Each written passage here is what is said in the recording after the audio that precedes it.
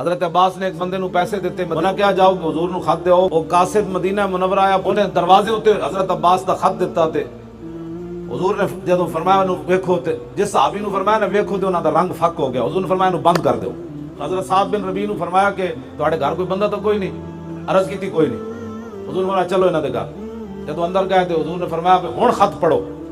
خط وچ لکھیا سی حضور 3000 بندہ لے کے آ رہے ہیں تے بڑے تیاری نال آ رہے ہیں، تے حضور نے فرمایا دسنا کسی نو نہیں۔ جدوں حضور انہاں دے گھروں نکلے نا سعد بن ربیع دی بیوی آ گئی، انہاں کہ میں سن لیا جڑا حضور تہاڈے نال گل کیتی۔ انہاں اپنی بیوی نے نا وال اکٹھے کر کے نا تے گت پوری ایتھے رکھی تے دھکا دیندے گھروں باہر کڈیا۔ انہاں کہ چل رسول اللہ کول، جے گل باہر تو کڈ جتی تے مینوں رسول اللہ نے پوچھ لیا ساتھ میرا راز نہیں رکھیا تے میرا بچنا پیا۔